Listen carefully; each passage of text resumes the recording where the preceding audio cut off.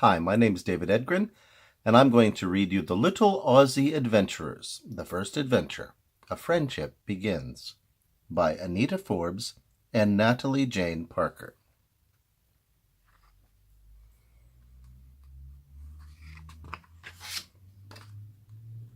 Work hard, concentrate, follow the line. Work hard, concentrate, follow the line. Flynn loved being an ant most of the time, but sometimes he got very tired of working. So one day he crept away from his family and found a big green gum leaf to lie on.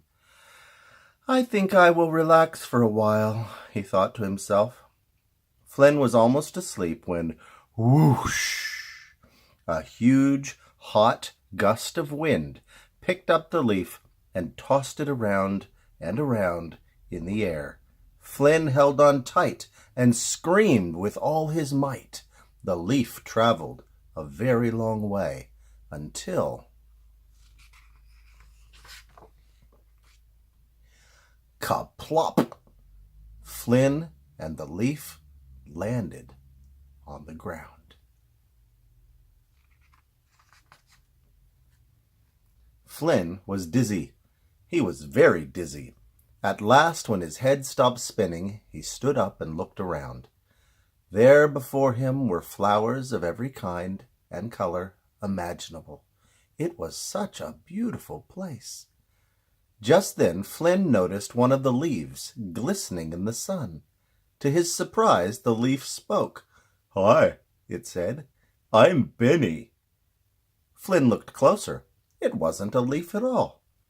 "Hello," said Flynn to Benny the beetle. "I think I'm lost. I was asleep on a leaf when the wind carried me here. Please, can you help me find my way home?" Benny was happy to help, so together they set off in search of Flynn's home. Not far into their journey, they met Wally Wallaby. "I'm sure my family will be missing me," said Flynn. "Do you know where my home could be?" "I'm not sure," said Wally. "Is it near the big gum tree? Why don't you go up and see?" So Benny and Flynn climbed the tall gum tree as fast as their little legs could carry them. There in the fork of the tree they met Eucalypta, the koala. "I'm sure my family will be missing me," said Flynn to Eucalypta. "Do you know where my home could be?" Eucalypta replied in a rather slow and sleepy voice, "I sleep and eat leaves all day. I don't know, but you could ask Matthew, the magpie." Matthew came swooping down from the branches above and was quick to reply. "Well, if you're looking for an anthill, it's not going to be up this tree. Try looking on the ground," he said. But just as he was taking off again, he accidentally knocked the branch that Benny and Flynn were sitting on. "Ah!" called Benny, losing his balance. He tried to grab onto the branch, but missed. He wished very hard that he could fly. Then suddenly he stopped falling. "Look, Flynn! Look!" he called. "I'm flying! I've got wings and I'm flying! Whee!" But Flynn was bouncing from leaf to leaf all the way down to the ground. Boing, boing, boing.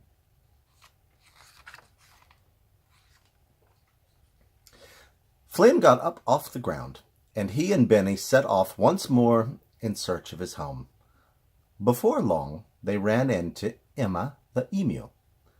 "I'm sure my family will be missing me," said Flynn. "Do you know where my home could be?" "I haven't seen your home," said Emma, "but perhaps you should keep looking along this path."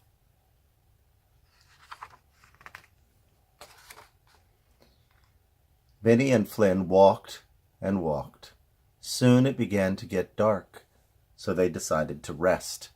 They found some leaves to hide beneath and quickly fell asleep. In the middle of the night, Flynn woke up. He was scared. He was not used to sleeping in a different place. He liked his new friend Benny, but he missed his family. "Benny, wake up! Let's go," he said. "I want to find my family." So Benny and Flynn got up and set off into the night. After a while, they came to a creek and decided to cross to the other side. Even though Benny could fly, he decided to jump from rock to rock across the creek, like Flynn. It was fun. They were just getting the hang of it when, "An earthquake!" yelled Flynn. The rock he had landed on was moving. Just then, a head appeared out of the water. Flynn had landed on Tyler the turtle. "What's going on?" asked Tyler. "I really miss my father and mother, and we need to go from this side of the creek to the other," explained Flynn.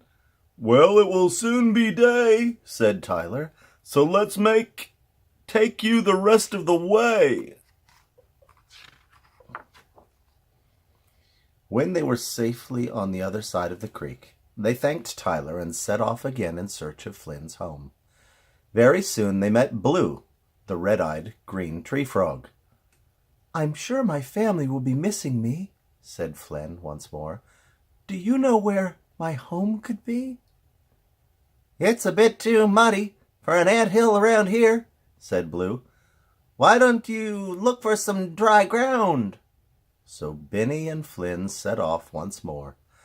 They walked and walked and walked, and eventually, just as the sun was rising, Flynn saw a familiar sight. Flynn could see his family, still working hard and still in line. He was so glad to see them and his anthill home. "Welcome home!" And Flynn's family was happy to see him again. They had been very worried about him, but now for the first time ever they stopped work to celebrate his return. Benny was welcomed as if he were part of the family, and they all had a wonderful party.